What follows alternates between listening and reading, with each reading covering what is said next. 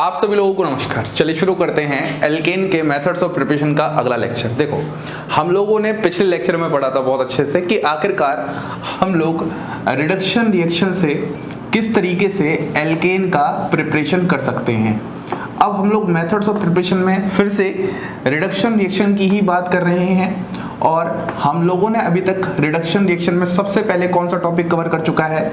सबसे पहले हमने ए पार्ट कवर कर चुका है बाय कैटालिटिक हाइड्रोजनेशन ऑफ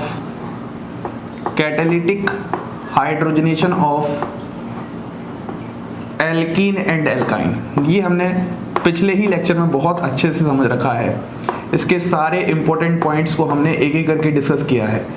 अब हम लोग इस वाले लेक्चर में जो बात करने जा रहे हैं वो अपना बी पार्ट स्टार्ट करने जा रहे हैं by reduction of alkyl halides, कि आखिरकार एल्काइल हैलाइड्स का रिडक्शन करके हम किस तरीके से एल्केन का प्रिपरेशन कर सकते हैं, इस ही बात को समझते हैं। तो आइए सबसे पहले हम लोग बात कर लेते हैं इसके लिए एक जनरल रिएक्शन की, कि आखिरकार हमारे पास यहाँ पर एक जनरल रिएक्शन किस तरीके की रही होगी। अगर मैं जनरल रिएक्शन की बात करता हूँ तो यहाँ पर क्या होता है, ये आपके पास इस तरीके से एल्किल हैलाइड होता है और यहाँ पर एरो पर इस तरीके से फाइनली प्रोडक्ट फॉर्म होता है और एरो पर आपके पास होगा रिड्यूसिंग एजेंट। मतलब एल्किल हैलाइड को एल्केन में प्रिपेयर करने के लिए आपको रिड्यूसिंग एजेंट का सहारा लेना पड़ेगा और इस ही रिएक्शन को हम लोग बोलते हैं रिडक्शन रिएक्शन। तो हम लोग अगर रिडक्शन रिएक्शन को फिर से डिफाइन करें तो हम बोलेंगे रिप्लेसमेंट ऑफ इलेक्ट्रोनेगेटिव एटम, या फिर ऐसे लिखो replacement of more electronegative atom with less electronegative atom is known as reduction reaction. तो ये बात तो हमने पिछले लेक्चर में भी कर रखी है, कोई नई बात नहीं है। तो रिड्यूसिंग एजेंट कौन होंगे, जो इस मोर इलेक्ट्रोनेगेटिव एटम को इस लेस इलेक्ट्रोनेगेटिव एटम में कन्वर्ट कर सके। अब अगर यहीं पर हम थोड़ी सी बात कर लेते हैं कॉमनली यूज्ड रिड्यूसिंग एजेंट, ये थोड़ी सी बात इंपॉर्टेंट बातें हैं जो कि आपको थोड़ा सा पता होना चाहिए, फिर हम इसके मैकेनिस्टिक वाले पार्ट पर आने वाले हैं। Most commonly use reducing agent, अगर हम most commonly use reducing agent की बात करते हैं तो सबसे पहले हमारे पास क्या होते हैं, मेटल प्लस एसिड होते हैं, जहां पर मेटल और एसिड की प्रेजेंस में आपके पास एक एल्किल हैलाइड किस में कन्वर्ट हो जाता है, एल्केन में। जैसे एग्जांपल की बात करते हैं Zn प्लस डाइल्यूट HCl, ऐसे ही हम बात कर सकते हैं Zn प्लस CH3COOH, ऐसे ही आप ले सकते हो सोडियम प्लस CH3COH, या फिर इसी की जगह आप ले सकते हो Sn प्लस HCl। ये सभी आपके पास क्या है, metal in presence of acid. अगर नहीं दिखाई दे रहा होगा तो मैं लिख रहा हूँ Zn plus dilute HCl, Zn plus CH3COH, Na plus CH3COH और Sn मतलब टिन प्लस CH3Cl। ये तो पहला हो गया। जो दूसरे होते हैं वो आपके पास कैटेगरी होती है, एक LiAlH4 होता है जिसको हम लिथियम एल्यूमिनियम हाइड्राइड कहते हैं और इस तरीके से LaH शॉर्ट फॉर्म में लिखते हैं। एक आपके पास NaBH4 होता है, जिसमें से मैं थोड़ी सी अगर जानकारी दूं तो LiAlH4 आपके पास एक स्ट्रॉन्गेस्ट रिड्यूसिंग एजेंट होता है और ये एक आपके पास वीक रिड्यूसिंग एजेंट होता है। ये दो हो गए। ऐसे ही तीसरा हमारे पास होता है PH3SNH ट्राइफिनाइल टिन हाइड्राइड, जिसको हम शॉर्ट फॉर्म में लिखते हैं TPH। और लास्ट जो कि हमारे पास बहुत ज्यादा स्ट्रॉन्ग रिड्यूसिंग एजेंट होता है रेड प्ली प्लस HI। ये सारे के सारे आपके पास क्या हैं, एक कॉमनली यूज्ड रिड्यूसिंग एजेंट हैं जिनको हम लोग इस तरीके से याद रख सकते हैं। और ये PH3 एक ऐसा होता है SNH मॉडरेट टाइप का होता है, मतलब ये सभी के साथ रिएक्टिविटी दिखा सकता है। तो सबसे पहले बात आपको यही समझ में आनी चाहिए कि एल्किल हैलाइड का मॉलिक्यूल एल्केन में कन्वर्ट होता है इन रिड्यूसिंग एजेंट के प्रेजेंस में। आगे बात समझ में।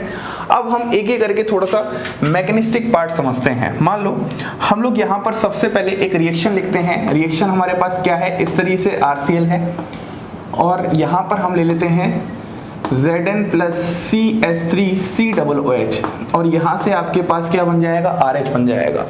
अब आखिरकार हमारे पास इस रिएक्शन का मैकेनिज्म क्या होगा इसको हम समझने की कोशिश करते हैं। Mechanism part of this reaction बहुत ही आसान होता है। मैकेनिज्म पार्ट देखो, आपने यहाँ पर मेटल लिया है, आपको अच्छे से पता होना चाहिए दुनिया में जो भी मेटल होते हैं वो हमेशा क्या करते हैं, इलेक्ट्रॉन लूज करते हैं। तो सबसे पहले जिंक से आप क्या करवाओगे, इस तरीके से इलेक्ट्रॉन लूज करवाओगे। जैसे ही इलेक्ट्रॉन लूज करवाओगे तो यहाँ पर आपके पास क्या है, Rx है, यहाँ पर एक इलेक्ट्रॉन आएगा तो आपको इसमें R dot plus x minus बना के दे देगा। फिर अगर आप इस प्रोसेस को फर्दर बढ़ाओगे तो यहाँ पर R डॉट फिर से एक इलेक्ट्रॉन लेगा और यहाँ पर आपके पास क्या बन जाएगा, R माइनस, मतलब आपने कार्बोनाइन का फॉर्मेशन कर लिया। और जैसे ही आपने यहाँ पर कार्बोनाइन का फॉर्मेशन कर दिया, यहाँ पर आपके पास क्या है, एसिड है CH3COOH, और जहाँ पर ये नेगेटिव पार्ट इस एसिडिक H को भगा ले जाएगा और फाइनली आपके पास यहाँ पर बन जाएगा RH प्लस CH3COO माइनस। कुछ इस तरीके से इसका मैकेनिस्टिक पार्ट होता है। तो मैकेनिज्म में ज़्यादा घबराने की बिल्कुल भी जरूरत नहीं है, धीमे धीमे आप लोग मैकेनिज्म को बहुत अच्छे से समझ जाओगे। मैकेनिज्म बेसिकली क्या होता है, आपके कॉन्सेप्ट्स को और अच्छा करने के लिए होता है, लेकिन मैकेनिज्म ही सब कुछ नहीं होता। कभी कभी हम क्या होता है ना, मैकेनिज्म के पार्ट्स में ही खो जाते हैं। हमें खोना नहीं, ये इस बात को समझाने के लिए ये बात थोड़ा सा और सहारा दे रही है। अब ऐसा बिल्कुल भी जरूरी नहीं है कि ये बात सिर्फ आप इसी की वजह से समझ पाओगे, आपको कभी कभी चीजों को याद भी रखना पड़ेगा कि ऐसा होता है। तो ये तो हम लोगों ने क्या ले लिया, पहला केस ले लिया, मतलब पहला एक रिएक्शन ले लिया। अब मान लो यहाँ पर हम कुछ एक दूसरे टाइप का रिएक्शन ले लें, और दूसरे टाइप का रिएक्शन मैं LiAlH4 के साथ लेता हूँ। जैसे मान लो यहाँ पर आपके सामने क्या है, RCl है, और यहाँ पर आपके सामने क्या है, LiAlH4 है। तो मैंने क्या बोला, यहाँ पर ये किस में कन्वर्ट हो जाएगा, RH में कन्वर्ट हो जाएगा। अब आखिरकार यहाँ पर भी रिड्यूसिंग एजेंट की तरह काम करेगा LiAlH4, यहाँ पर भी रिडक्शन हो रहा है, तो इसके लिए भी कहीं ना कहीं कोई ना कोई मैकेनिज्म होगा। तो इस मैकेनिज्म वाले पार्ट को भी हम लोग समझ लेते हैं, ठीक है। इसका मैकेनिज्म क्या रहा होगा, सबसे पहले आप LiAlH4 को जरा ध्यान से देखो। LiAlH4 होता है Li प्लस AlH4 माइनस, इसका नाम होता है आपके पास लिथियम एल्यूमिनियम हाइड्राइड। क्या बात समझ मारी एकदम अच्छे से, lithium aluminium hydride, Li plus AlH4 minus. अब अगर मैं थोड़ी सी केमिस्ट्री समझना चाहता हूँ AlH4 माइनस की, तो अगर मैं हायर क्लास में जब रिएजेंट्स पढ़ाता हूँ तो उस समय हम लोग स्ट्रक्चर की बात करते हैं। तो यहाँ पर स्ट्रक्चर इसका कुछ ऐसा होता है, यहाँ पर इस तरीके से, ठीक है। तो एक्चुअली यहाँ से जो भी आप कुछ कह लो, कुल मिला के यहाँ से आने वाला है H माइनस, और H माइनस क्या होता है, एक अच्छा खासा, मतलब क्या कर सकते हो आप, बेस की तरह भी काम कर सकता है और यह न्यूक्लियोफाइल की तरह भी काम कर सकता है। हमें पता है नेगेटिव चार्ज जो कंटेनिंग स्पीशीज होती है वो बेस भी होती है और न्यूक्लियोफाइल भी होती है। बस जो भी कमाल है, जो भी बातें हैं वो सिर्फ H माइनस की हैं, बाकी सब बेकार हैं। तो आइए इस कमाल को देखते हैं। यहाँ पर आपके पास क्या है, RCl है, यहाँ पर LiLH4 है। तो यहाँ पर जो H माइनस है वो H माइनस क्या करेगा, इस R पॉजिटिव पर अटैक करेगा और यहाँ से Cl बाहर निकाल देगा। मतलब एक एसन रिएक्शन हो रही है, न्यूक्लियोफिलिक सब्स्टिट्यूशन टाइप रिएक्शन हो रही है, और जहां पर फाइनली आपको क्या फॉर्मेशन देखने को मिलेगा, RH देखने को मिलेगा। तो ये लगभग आपको रिएक्शन कुछ इस तरीके से दिखाई देगी। बोलिए, क्या आपको सबसे पहले ये बात एकदम अच्छे से समझ में आ चुकी है कि आखिरकार एल्किल हैलाइड से किस तरीके से एल्केन का फॉर्मेशन हो रहा है with the help of reducing agent. ये कुछ रिड्यूसिंग एजेंट हैं जिनको आपको बहुत अच्छे से ध्यान में रखना है, पहली बात। फिर मैंने आपको थोड़ा सा टॉपिक को और इंटरेस्ट बनाने के लिए थोड़े से मैकेनिज्म समझाया। एक तो मैकेनिज्म तब समझाया जब आपके पास जो रिएजेंट है वो किसके साथ है, मेटल प्लस एसिड के साथ है, और एक मैंने आपको समझाया जब आप स्ट्रॉन्गेस्ट रिड्यूसिंग एजेंट यूज करते हो जिसका नाम होता है लिथियम एल्यूमिनियम हाइड्राइड। अब हम थोड़ा सा मैग्नेटिक पार्ट से आगे बढ़ते हैं और इनके बारे में कुछ important points and reactivity order of alkyl halide है उसको डिस्कस करते हैं। तो आइए अब हम बात कर लेते हैं रिडक्शन ऑफ एल्किल हैलाइड से रिलेटेड कुछ important points. Reduction of alkyl halides, ये हमने अभी बात की है बहुत अच्छे से, और जहां पर हमने ये देखा है कि आखिरकार किस तरीके से रिएक्शन एल्किल हैलाइड को एल्केन में कन्वर्ट करती है। अब यहाँ पर सबसे पहले हम बात करते हैं, यदि हमारे पास ये एल्किल हैलाइड है और हम यहाँ पर यूज करते हैं PH3SNH, जिसको हम शॉर्ट फॉर्म में TPH कहते हैं, ट्राइफेनाइल टिनहाइड्राइड, है ना, इस तरीके से आ जाता है। अब ध्यान समझो, यहाँ पर अगर मैं बात करता हूं तो यहाँ पर आपके पास क्या आ जाएगा, RH का फॉर्मेशन हो जाएगा। अब जो ध्यान रखना है, यहाँ पर एल्किल हैलाइड आप 1 डिग्री भी ले सकते हो, आप 2 डिग्री भी ले सकते हो और आप 3 डिग्री भी ले सकते हो। यहाँ पर तीनों ही तरह के एल्किल हैलाइड के साथ रिएक्टिविटी पॉसिबल होती है, क्योंकि एक मॉडरेट होता है जो कि 1 डिग्री के साथ भी रिएक्ट करता है, 2 डिग्री के साथ भी रिएक्ट करता है और 3 डिग्री के साथ भी रिएक्ट करता है। अगर मैं थोड़ा सा आगे बढ़ूँ, यहाँ पर मैं इस बार ले लेता हूँ RX और यहाँ पर मैं ले लेता हूँ NaBH4 और यहाँ पर मैं कर देता हूँ RH। अब सबसे पहली बात तो आपको ये पता होना चाहिए, यह एक वीक रिड्यूसिंग एजेंट होता है, तो इसीलिए जो हम यहाँ पर एल्किल हैलाइड लेते हैं या तो वो 2 डिग्री होगा या फिर वो 3 डिग्री होगा। तो यहाँ पर हम पॉइंट लिख देते हैं, NaBH4 does not react with या रिड्यूस प्राइमरी हैलाइड्स। ये सारे ही पॉइंट बहुत इंपॉर्टेंट्स हैं, कभी कभी एग्जाम में ऐसे ही पॉइंट से क्वेश्चंस बन जाते हैं। तो मेरा सवाल ये है कि NaBH4 प्राइमरी हैलाइड के साथ रिएक्ट क्यों नहीं करता, क्योंकि उसकी रिएक्टिविटी बहुत कम है, इसी वजह से वो 2 डिग्री और 3 डिग्री के साथ ही सिर्फ कंफर्टेबल होता है और रिएक्टिविटी दिखा पाता है। ऐसे ही अगर मैं RX के सामने क्या ले लेता हूँ, LiAlH4 ले लेता हूं, तो इस बार तो वो दिक्कत नहीं जो पहले वाली दिक्कत है, क्योंकि ये तो क्या है, एक स्ट्रॉन्गेस्ट रिड्यूसिंग एजेंट है और यहाँ पर क्या फॉर्म हो जाता है, एल्केन हो जाता है। लेकिन यहाँ पर एक बात समझनी पड़ेगी, यहाँ पर जब आप लोगे तो 1 डिग्री लोगे और 2 डिग्री लोगे, क्यों 3 डिग्री क्यों नहीं, तो यहाँ पर पॉइंट लिखते हैं बिकॉज जो टर्शरी हैलाइड्स होते हैं, है ना, 3 डिग्री हैलाइड्स को ही बोलते हैं टर्शरी हैलाइड्स,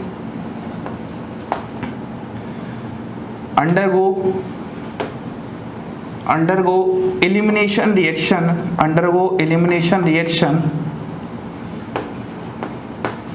with LiAlH4। देखो ये बातें सिर्फ रटने वाली नहीं है, अगर आपने मुझसे सही तरीके से रिएक्शन मैकेनिज्म पढ़ा होगा तो उस समय आपको ये बातें समझ में भी आ जाएंगी। देखो यहाँ से LiAlH4 से जो पार्ट आता है, जो कमाल करता है, वो कमाल क्या करता है, H- कमाल करता है।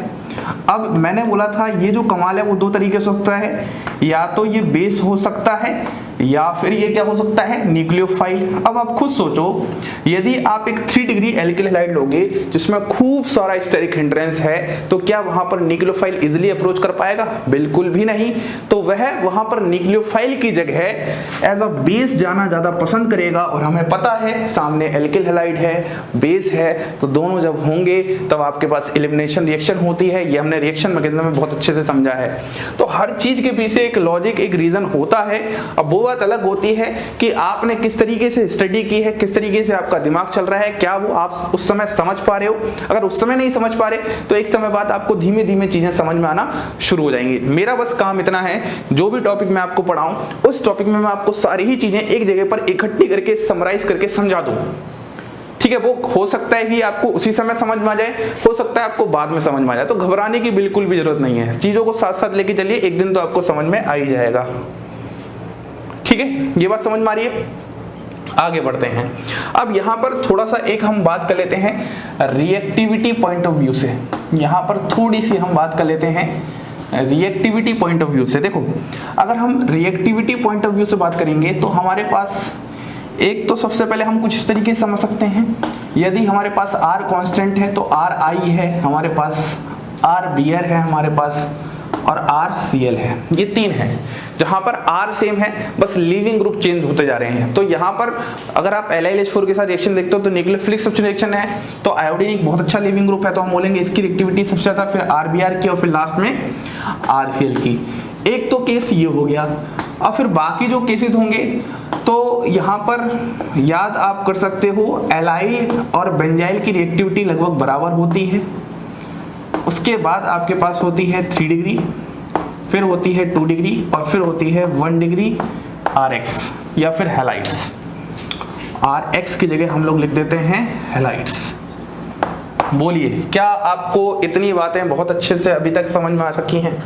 यही सारी बातें होती हैं हमारे पास एल्किल हैलाइड्स के रिडक्शन से रिलेटेड। हम लोग पहला रिएक्शन ही पढ़ रहे हैं, जिसमें सबसे पहले कैटालिटिक हाइड्रोजनेशन पढ़ लिया, फिर एल्किल हैलाइड्स की सारी कहानी पढ़ ली।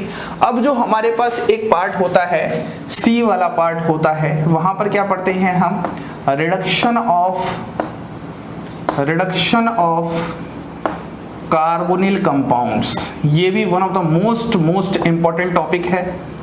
यहाँ से प्रीवियस ईयर में क्वेश्चन भी पूछा गया हुआ है आईआईटी और AIEEE में। तो सबसे पहले आपको ये पता होना चाहिए कि कार्बोनिल कंपाउंड्स क्या होते हैं, और उम्मीद करता हूँ आपको पता ही होगा। कार्बोनिल कंपाउंड्स होते हैं आपके पास एल्डिहाइड एंड कीटोन, इन्हीं को हम कहते हैं कार्बोनिल कंपाउंड। अब यहाँ एल्डिहाइड और कीटोन में हम दो तरह की रिएक्शंस पढ़ते हैं। यदि हम यहाँ पर इनको zinc amalgam in presence of HCl ले लें, या यदि हम यहाँ पर NH2 in presence of KOH ले लें, तो जब हम zinc amalgam in presence of HCl लेते हैं एल्डिहाइड कीटोन को, तब भी हमारे पास आप ये बोल सकते हो एल्केन मिलता है, और यहां पर भी आपके पास एल्केन मिलता है। लेकिन जो चेंज आता है वो इनके नाम में आता है। इस रिएक्शन को हम लोग कहते हैं क्लीमेंसन रिडक्शन, और वहीं पर इस रिएक्शन को हम लोग कहते हैं वुल्फ-किस्नर रिडक्शन। वुल्फ-किस्नर रिडक्शन, आइए थोड़ा सा इन पर डिटेल में विस्तार से बात की जाए। तो आइए अब हम थोड़ा सा डिटेल में बात करते हैं। हमारे पास सी वाला पार्ट है, reduction of carbonyl compounds, reduction of carbonyl compounds, और कार्बोनिल कंपाउंड्स बोले तो एल्डिहाइड एंड कीटोन, इसकी बात कर रहे हैं। ठीक है, अब सबसे पहले हम लोग जिस रिएक्शन की बात करने जा रहे हैं उस रिएक्शन का नाम है हमारे पास क्लीमेंसन रिडक्शन। तो क्लीमेंसन रिडक्शन क्या होती है आपके पास, सबसे पहले आपने यहां पर इस तरीके से एक एल्डिहाइड का मॉलिक्यूल ले लिया, और यहां पर रिएजेंट आपने ले लिया zinc amalgam in presence of HCl। तो यहां पर आपको सिर्फ समझना इतना है कि आपके पास ये जो C डबल बॉन्ड O वाला पार्ट है, ये किस में कन्वर्ट हो जाएगा, CH2 में कन्वर्ट हो जाएगा। बस ये आपको ध्यान रखना है। जब भी आपको कोई क्वेश्चन करना है तो C डबल बॉन्ड O वाले पार्ट को किस में कन्वर्ट करना है, CH2 में कन्वर्ट करना है। मान लो अगर मैं आपके पास लेता हूं इस तरीके से ketone RC double bond OR, और यहां पर फिर से मैं लेता हूं zinc amalgam in presence of HCl, बोलिए, तो यहां पर आपके पास क्या जाएगा, RCH2R। तो आपने क्या किया, C डबल बॉन्ड O वाले पार्ट को किस में कन्वर्ट कर दिया, CH2 वाले पार्ट में कन्वर्ट कर दिया। ये तो हो गया आंसर बनाने का तरीका, जो कि आपको पता होना चाहिए। एक बात, तो ऐसे आप बहुत सारे एग्जाम्पल्स ले सकते हो। अगर मैं आपके सामने एग्जाम्पल्स लेता हूं, ऐसे बहुत सारे एग्जाम्पल्स बन सकते हैं। मान लो एग्जाम्पल में हम लोग ले लें, यहाँ पर मॉलिक्यूल ही ले लेते हैं CH3CHO। ऐसे ही मैं और मॉलिक्यूल ले लेता हूँ इस तरीके से, आपके पास यहाँ पर ये वाला कीटोन है। अगर मैं दोनों ही के सामने यहाँ पर क्या ले लूँ, zinc amalgam in presence of HCl, तो आपके सामने यहाँ पर क्या बन जाएगा, इस जगह वही फिर से CH3 और CH3। देखो CHO C डबल बॉन्ड वाला पार्ट हटा दोगे, और यहाँ पर आपके पास क्या बन जाएगा, यहाँ पर आपके पास कुछ इस तरीके से बन जाएगा। बहुत सिंपल केमिस्ट्री है यहाँ पर क्लीमेंसन रिडक्शन की। अब यहाँ पर एक इंपॉर्टेंट बात आती है कि सर इसका आप मैकेनिज्म बताइए। तो देखो मैं आपको एक चीज अभी बता देता हूँ बहुत अच्छे से। आप लोग में से बहुत सारे लोग होंगे जिन्होंने अभी हाल ही में ऑर्गेनिक केमिस्ट्री को स्टार्ट किया है, और जिन्होंने स्टार्ट किया है उनको अभी भी मैकेनिज्म में बहुत डर लगता है। ये बात बिल्कुल सच है। अगर मैकेनिज्म में डर लगता है तो मैं कोशिश हमेशा ये करूंगा, जहां पर बहुत जरूरत होगी वहीं पर मैं मैकेनिज्म बताने की कोशिश करूंगा। फालतू का ज्ञान बांटने की भी कोई जरूरत नहीं है। हाँ, लेकिन मैं मोस्ट ऑफ द रिएक्शंस का मैकेनिज्म जरूर बताऊंगा, अभी नहीं तो बाद में। तो मैं बता देता हूं, जब हम लोग अपना चैप्टर पढ़ेंगे एल्डिहाइड एंड कीटोन। मैं अभी बता ही दे रहा हूँ कहाँ पर पढ़ाऊंगा, नहीं तो आपको क्या पता चलेगा मैंने कहाँ पढ़ा दिया। तब मैं वहां पर पढ़ाऊंगा chemical properties.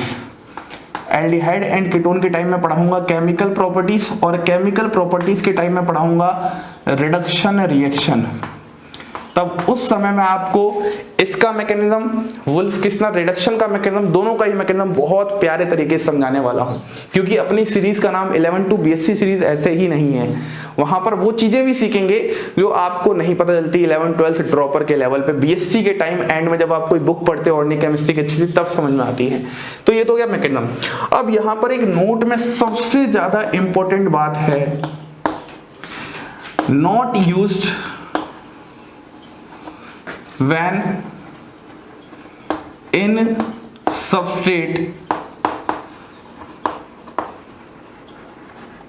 acid sensitive group is present, acid sensitive group is present। बहुत इंपॉर्टेंट बात बता रहा हूं मैं, ये तब यूज नहीं करते जब आपसे कोई एसिड सेंसिटिव ग्रुप प्रेजेंट होता है वहां पर सबस्ट्रेट में। अब सवाल आ रहा है सर कि एसिड सेंसिटिव ग्रुप क्या होता है, तो ऐसे कर सकते हैं, वह ग्रुप, वह समूह, वह ग्रुप जो एसिड से डरता हो। अब एसिड से डरने का मतलब कोई डंडा लेके तो आएगा नहीं, एसिड से डरने का मतलब है कहीं एसिड उसको रिएक्ट ना कर जाए। तो हमेशा जो क्लीमेंसन रिडक्शन होते हैं वो वहीं पर होते हैं, उस ऑर्गेनिक कंपाउंड उस सबस्ट्रेट में होते हैं जहां पर वहां एसिड सेंसिटिव ग्रुप प्रेजेंट ना हो। इस बात को मैं एग्जांपल समझाऊंगा, एक बार मैं वुल्फ क्रिस्टल रिडक्शन और समझाता हूं। तो यहीं पर हम थोड़ी सी और बात कर लेते हैं। एक और रिएक्शन जो हमारे पास है वुल्फ किस्नर रिडक्शन, बस रिएजेंट में चेंज है, बाकी सब सेम है। जैसे मान लो अगर मैं सीधे एग्जांपल ले लेता हूं R या CH3 डबल बॉन्ड OCH, और यहां पर मैं ले लेता हूं NH2 in presence of KOH, या फिर कभी कभी एग्जामिनर या फिर जो भी पेपर बनाते हैं वो N2H4 भी लिख देते हैं, और हम लोग इतने मतलब नादान हैं कि हमें ये भी एक अलग मॉलिक्यूल नजर आता है उस समय एग्जाम में। ये अलग बिल्कुल भी नहीं है, बिल्कुल सेम है। तो यहाँ पर आपके पास क्या आ जाएगा, CH3 CH2H, यहाँ पर भी सेम वही फंडा है, C डबल बॉन्ड हटाओ और किस में कन्वर्ट हो जाएगा, CH2 में कन्वर्ट हो जाएगा। क्या इतनी बात समझ में आ रही है क्या? यहाँ तक कोई दिक्कत नहीं है। जैसे आप यहाँ केमिस्ट्री पढ़ रहे हो वैसे यहाँ पढ़ रहे हो, बस फर्क किस में आ रहा है, रिएजेंट में फर्क आ रहा है। जिस तरीके से यहाँ पर यह जो क्लीमेंसन रिडक्शन है वो एसिड सेंसिटिव ग्रुप के साथ काम नहीं करती, उसी तरीके से यहाँ पर क्या होता है, आपके पास बेस सेंसिटिव ग्रुप के साथ ये वाली वुल्फ किस्नर रिडक्शन काम नहीं करती, बेस सेंसिटिव ग्रुप के साथ। इसको मैं और डिटेल में एल्डिहाइड कीटोन के टाइम समझाऊंगा, लेकिन मैं एक एग्जांपल लेता हूं जो कि प्रीवियस ईयर में आया हुआ है, फिर एक और एग्जांपल लेता हूं जो कि AIEEE के टाइम पे भी आया हुआ है। तो आइए अब हम अपने बात करते हैं लास्ट सेगमेंट पे, और हमारा रिडक्शन रिएक्शन मतलब पहला part methods of preparation of alkene हो जाएगा कंप्लीट। अब अगर मैं बात करता हूं सबसे पहले क्वेश्चन की, ये IIT 2006 में आया हुआ क्वेश्चन है, आपको इसको इसमें कन्वर्ट करना है। तो अगर आप थोड़ा ध्यान से देखोगे तो आपको यहाँ पर चेंज समझ में आ रहा होगा, ये C डबल बॉन्ड ग्रुप यहाँ पर CH2 ग्रुप में चेंज हो गया, मतलब एक कार्बोनिल कंपाउंड एल्केन में कन्वर्ट हो रहा है। और कार्बोनिल कंपाउंड को एल्केन में कन्वर्ट करने का तरीका क्या होता है, या तो वुल्फ किस्नर रिडक्शन या फिर क्लीमेंसन रिडक्शन। लेकिन साथ में यहाँ पर क्या दिया है, OH ग्रुप दिया है, और जो OH ग्रुप होता है वो क्या होता है, एक एसिड सेंसिटिव ग्रुप होता है। और हमें पता है क्लीमेंसन रिडक्शन क्या होती है, एसिड सेंसिटिव ग्रुप के साथ कभी भी रिएक्शन नहीं दिखाती है। तो यहाँ पर सबसे पहले आंसर कर लेते हैं N2H4 in presence of KOH, मतलब वुल्फ किस्नर रिडक्शन आपका यहाँ पर आंसर आ जाएगा। अब सवाल ये आता है कि सर ये एसिड सेंसिटिव ग्रुप क्या होते हैं। देखो अगर मैं आपको इस छोटे से बॉक्स में थोड़ा सा समझाने की कोशिश करूं कि हमारे पास एसिड सेंसिटिव ग्रुप क्या होते हैं, ये हमारे पास यहाँ पर क्या होता है, एल्कोहल होता है। यदि आप H+ लोगे तो यहाँ पर सबसे पहले ऑक्सीजन का लोन पर इसको देकर यहाँ पर क्या हो जाएगा, प्रोटोनेशन हो जाएगा, और प्रोटोनेशन होकर क्या हो जाएगा, RO+H2 बन जाएगा। फिर ये as a good living group बाहर निकल जाएगा, और आपके पास यहाँ पर क्या बन जाएगा, RCH2+ बन जाएगा। और फिर फाइनली आपके पास कुछ भी Cl- वगैरह जो भी एसिड का काउंटर एनायन होगा वह यहाँ पर अटैक कर देगा, और फाइनली आपके पास कुछ ऐसा सा रिएक्शन हो जाएगा। मतलब जो आप नहीं चाहते थे वो आपको अनवांटेड प्रोडक्ट मिलना शुरू हो चुके हैं। मतलब क्योंकि यहाँ पर एसिड सेंसिटिव ग्रुप था जो कि एसिड से डरता छुपता रह रहा था, उसके सामने अगर आप क्लीवेंसन रिडक्शन लेकर आओगे तो उसमें एसिड है और वो एसिड उसको देख के ही धप्पा बोल के क्या कर देगा, रिएक्शन कर देगा और अनवांटेड एसिड से प्रोडक्ट देखने को मिलेंगे। इसीलिए हम लोग क्लीवेंसन रिडक्शन को यहाँ पर प्रेफर नहीं करेंगे। ऐसे ही हमारे पास अगर नीचे वाला क्वेश्चन देखोगे तो मोस्ट एप्रोप्रिएट रिएजेंट पूछा है, AIEEE 2012 का क्वेश्चन है। जरा ध्यान से देखो, सबसे पहले आप ऐसे क्वेश्चन में चेंज देखा करो।